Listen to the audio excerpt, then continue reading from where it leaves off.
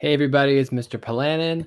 I'm excited to show you about Google Classroom today. And if you've never used Google Classroom before, I hope that this will help you be more confident using it this year. Let's get started. All right, so if you're signed into your Chromebook, you want to go to your Google Classroom. And the easiest way to get there is to, from the Google homepage, or really any Google page, to find this little waffle up here. And then you're going to click on the waffle and then click on Classroom. All right, so I'll show that again. Google homepage, that's google.com. You can click on the waffle and click on Classroom. I'm doing this from a Windows computer, so it might look a little bit different. On a Chromebook, you may also, on the bottom or in your apps folder, which I think looks like a little circle on the bottom, you might be able to get to Google Classroom from there also. But you can go to google.com and then click on the waffle and click on Classroom. So this is a student account I set up. So your Google Classroom will have a different looking homepage. Mine only has one class that I made myself as a teacher and invited myself to as a student. It's a little funny. So anyway, when you go to your Google Classroom homepage, you're going to have a little square for every class that you are a part of. That means you're going to have one for your regular teacher, like your classroom teacher who teaches you reading and writing and math.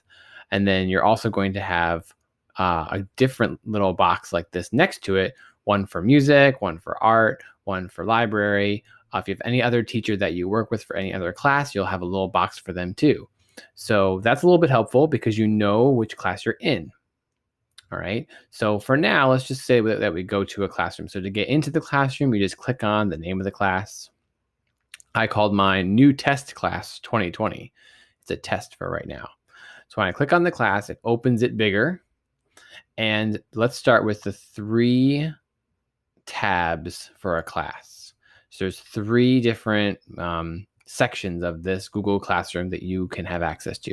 The first one is the stream. It's the one that you line up on first. You have this heading, which has the name of your class, the grade that it's in, any other information. And it also has a Google Meet link. That means that whenever you have a video meeting with this teacher, this is going to be the Google Meet link that they use.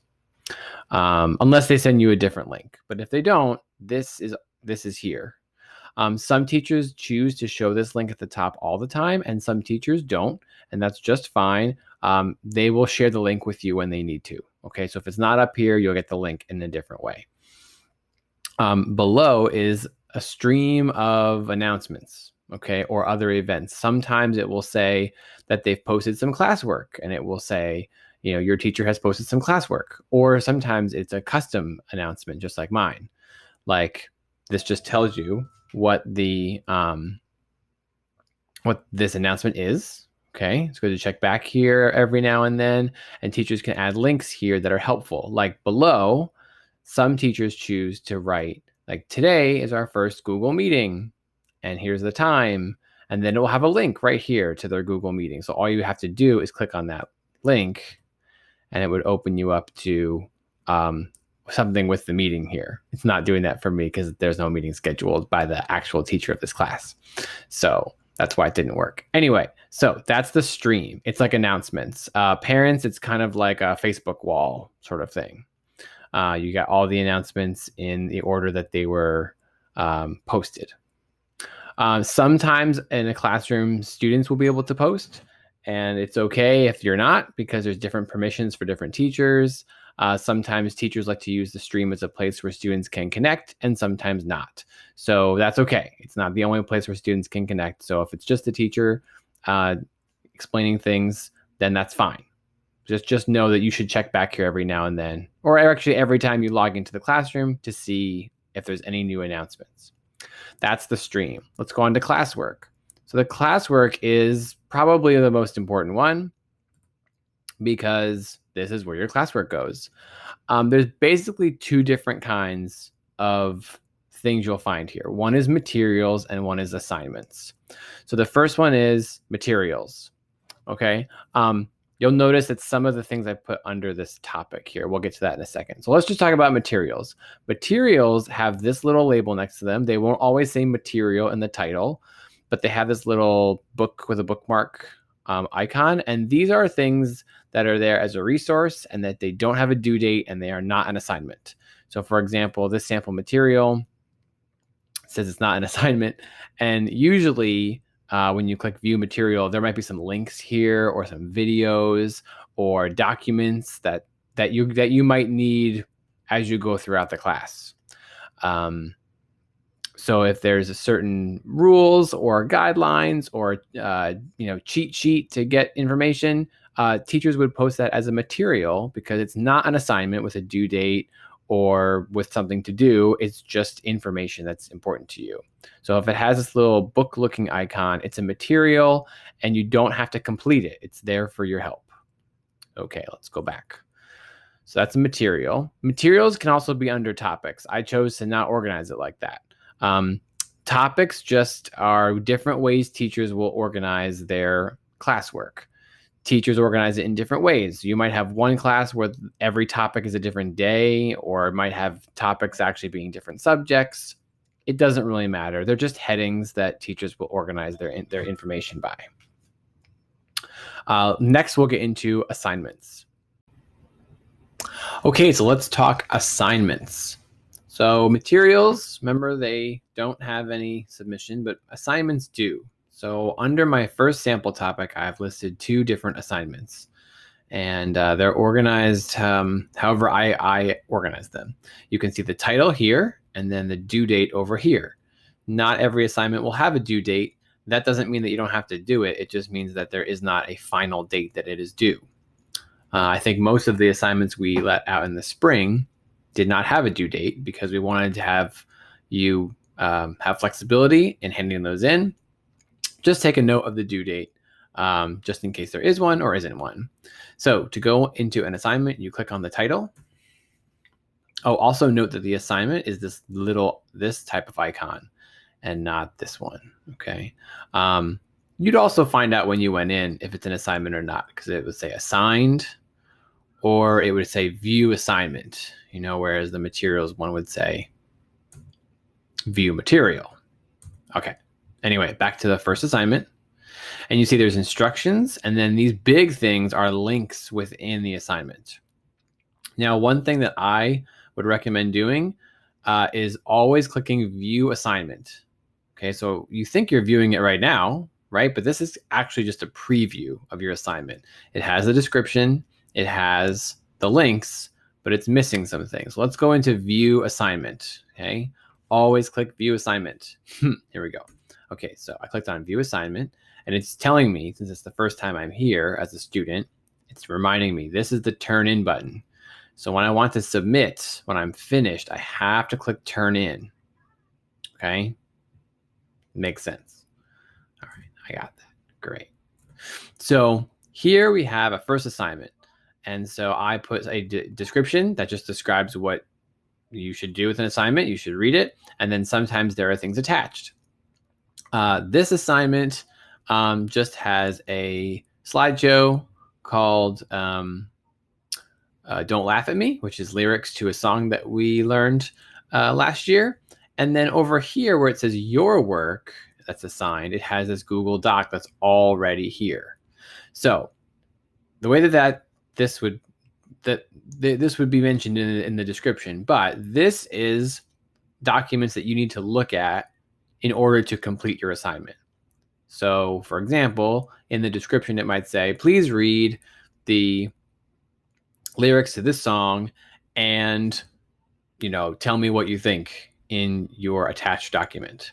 So you would read the lyrics of the song here by clicking on this. It would open a new slide.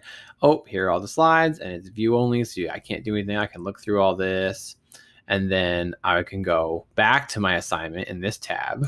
That was a little fast. So I clicked on here, opened a new tab with this attached information, and then when I'm done reading it, I can close this tab, and I can still go back to it here if I want. I wouldn't have to close it. I could just go back to this tab, back to my assignment, and now this is my work. So I click here to edit this work, right? And it's just my sample for submission. So I would type in something like, I really like the Don't Laugh at Me song. It makes me feel both sad and happy. Something like that. You would obviously do a much better job. And sometimes this document would not just be blank. It would be like a worksheet almost, where a part of it's completed and you complete the rest. This is just an example, okay? Just to help you navigate the environment. Okay, so now if you're done with this, you can turn it in right from here. So if I click turn in right here, it's the same thing as clicking turn in back at the assignment. So if this was all I had to complete, I would click turn in. And oh, it's telling me here, I can also talk with my teacher here by adding a private comment. So that means write down, oh, well, first it's saying that this will be submitted. And I could say, oh, I don't want to submit it yet. I actually want to send a private comment to my teacher. So I'm going to hit cancel. Okay. Now, the work I did on that document is still done. It's because anything you do in Google Docs gets automatically saved. So here it says last edit was seconds ago. The little cloud has a check mark in it. So this thing that I typed, I don't have to hit file save. But right now it's saved in this document, but my teacher can't see it at all because it's not turned in. Okay. I go back to my assignment and it's still, this document's still here. I can add a private comment to my teacher here. Like, if you had trouble viewing the slideshow, you could type, I had trouble viewing the slideshow, and then hit the send button. And that would send an email to your teacher from the student account. So since students don't have email addresses to email back to, the teacher gets the message, but they won't be able to respond to you here. They might respond in a comment here on the class comments, or they might just email the parents, or they might just fix it. So you can go in and check again. That's really between you and your teacher. This is just another way to contact your teacher through Google Classroom. Okay, so if you're done with the assignment, you've edited this document to your liking, you would click turn in. Click turn in. Yes, we want to turn it in. And now it's turned in. You can unsubmit it, but really from now on, once it's submitted, now your teacher has the document, they can edit it, they can comment on it. Oh, they can't edit your work, but they can comment on it and they can send it back to you as completed, or they can send it back and say, can you change something if that's needed? Probably not going to happen on your first assignments anyway. You'll be comfortable with it by then. So just as a review, we started in classwork. We found our first assignment, which now is not colored because we did it already. We clicked, oh, and now it says turned in. We clicked on our assignment. We clicked view assignment. We could view the whole thing. We clicked on the document that was given to us to edit. We edited it. Then we clicked on turn in, which now says unsubmit because we turned it in already. Okay, that's how it works. You can rewind and check that again if you're confused. Let's try another assignment, which is slightly different than the other one. Okay, so I'm going to go back, hit the back button, and go back to my classwork tab. Okay, remember all of our assignments are under classwork tab. This assignment is turned in, so it's gray. It still hangs out here, which is kind of cool because later you'll feel good seeing all your completed assignments. Next assignment here is colored, so that means I have to work on it. It has no due date. Woohoo, I have so much time. It says submit a photo of your work. Oh my goodness, how are we going to submit a photo of our work? Okay, well, first, we don't worry about that. We click on the assignment and we click view assignment. That's what we should always do. And oh man, this teacher did not give us a lot of description. Ugh, boy, oh boy. Okay, but here I have a clue. Add or create files for your classwork. So anything you add or create can be seen by your teacher. Okay, cool. This add or create button allows you to attach something to your turned in work. So before we had a document here that our teacher created, and it was sort of a blank document that had instructions on it, well, imaginary instructions on it. And then we completed that assignment and then clicked turned in. Right now we have no work because it says use the add or create button to add any kind of document to your work. This says submit a photo of your work. So that would be how you do that. So any kind of document, we won't get into the photos right now, any kind of document that is being requested for you to turn in, you turn it in by pressing add or create. When I click on add or create, I have all these options, okay? I can add a document from Google Drive. Google Drive is a cloud folder that your student has as a student at Ridgewood Public Schools in their private Google Drive folder that they can access. So if something is in their Google Drive, they can submit it to the teacher. I can do a different video on how you get stuff into Google Drive later.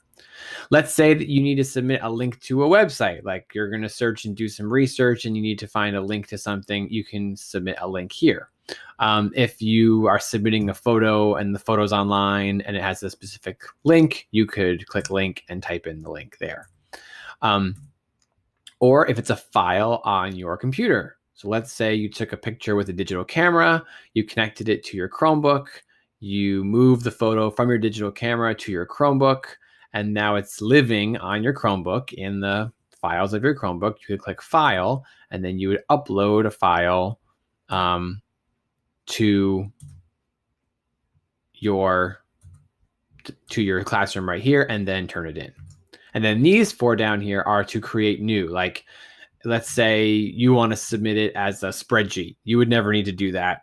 But if you needed to submit something as a spreadsheet, you could create a new spreadsheet that's linked to this assignment. And then when you're done with it, you just turn it in. So these are anything you need to add or create here. A photo, I kind of went through that. That one way you could do that is to, you could use the camera on your Chromebook to take a photo in the Chromebook's camera app.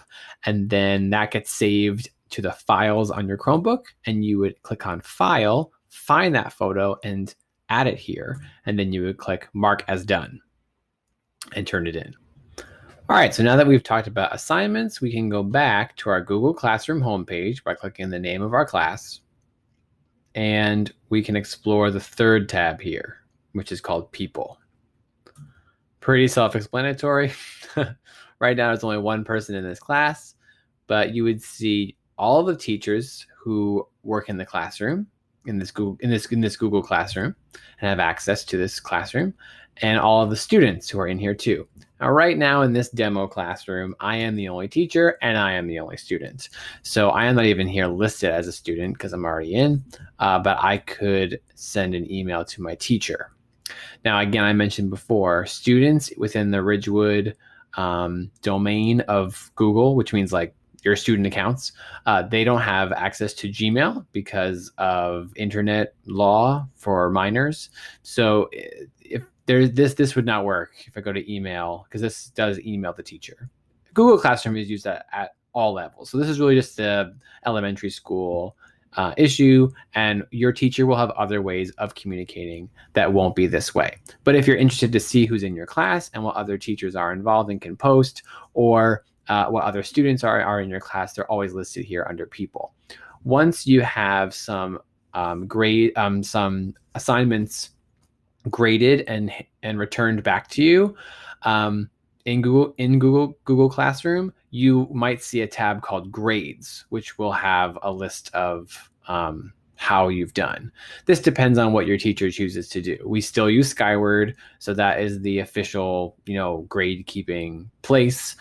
So even if you see grades here and it doesn't look complete, that is just the things you do on Google Classroom. Perhaps it's not the full picture of the grading you will actually receive. So my recommendation is to don't worry so much about the grades here. If it says grades, because you're thinking like, oh, that's my grade, that is not your official grade, and it changes with every assignment. So if you do one assignment and you don't get a high score on it, and you do a second assignment and you get an okay score on it, your grade, it might calculate automatically an overall grade, and you might get scared like, oh no, my grade's so low. That has nothing to do with your real grade.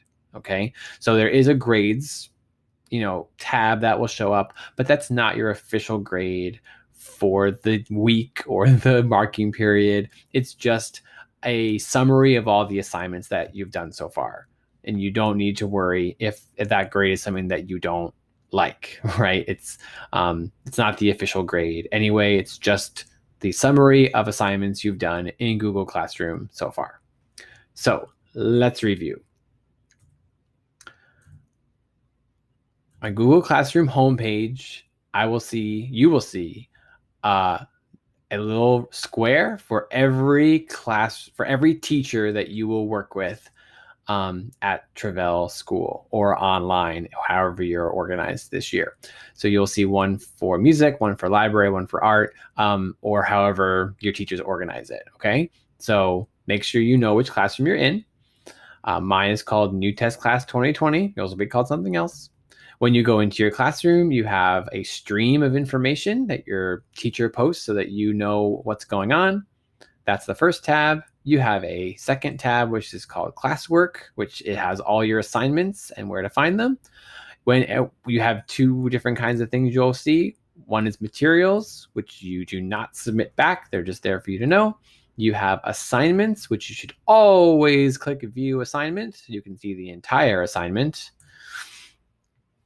And going back here, you have a third tab called people, which has all the people in your class. And you have a fourth tab called grades, which is just a summary of all the work that you've done so far in Google Classroom.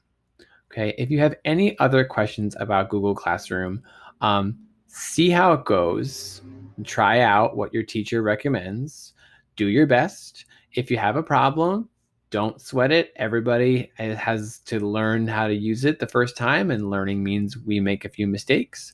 But please submit your questions to your classroom teacher, or if you want to email me directly, that's just fine. I'm Mr. Polanin at Travell School, so that's S Polanin at Ridgewood and everything else. Well, I look forward to seeing you in music class, and I hope that you have a good experience using Google Classroom, and we're all learning together. So you can do it. All right. Take care.